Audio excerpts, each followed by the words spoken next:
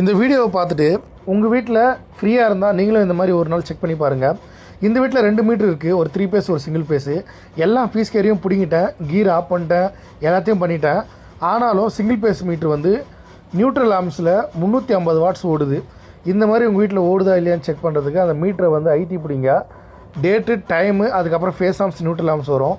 அந்த நியூட்ரல் ஆம்ஸில் 1 ஆம்ஸுக்கு மேலே எடுக்குது. நீங்களே பாருங்கள், ஒரு ஃபேஸ் ஆம்ஸு நியூட்ரல் ஆம்ஸ் எடுக்குது. அப்போது 350 வாட்ஸு மைனஸில் ஓடிங்குது. மீட்ரு சும்மாவே ஓடிங்குது. என்னோடய இத்தனை வருஷம் சர்வீஸில் நான் இந்த மாதிரி மீட்ரு செக் பண்ணி 2வது மீட்ரு இந்த மாதிரி செக் பண்ணுறேன். சிங்கிள் பேஸ் மீட்ரு ஆல்ரெடி ஒரு வீட்டில் சும்மாவே ஓடிந்து கிட்டத்தட்ட ஒரு 7,000-8,000 பில்லு வந்துச்சு. அந்த வீட்டில் எதுவுமே இல்லை, ஃபேனு லைட்டு மட்டும் தான். இந்த வீட்டில் எல்லாமே இருக்குது, ஆனால் சிங்கிள் பேஸ் மீட்டரில் வாடகை இருக்காங்க, எதுவுமே இல்லை. அவங்களுக்கு கரண்ட் பில் வருது, நம்மளுக்கு கூப்பிட்டுருந்தாங்க, போய் செக் பண்ணி பார்த்ததில்ல. இந்த மாதிரி தானாக ஓடுனா கரண்ட் பில் வராமல் என்னங்க செய்யும். நீங்களும் இந்த வீடியோவை பார்த்துட்டு உங்கள் வீட்டில் இந்த பீஸ் கேர்லாம் பிடிங்கிட்டு நீங்களும் உங்கள் வீட்டில் செக் பண்ணி பாருங்கள். தயவு செஞ்சு இந்த மாதிரி வீடியோவை பார்க்க கடம்பத்தூர் எலக்ட்ரிஷியன் ஜெய்குமாரை ஃபாலோ பண்ணி வச்சுங்க. நன்றி, வணக்கம்.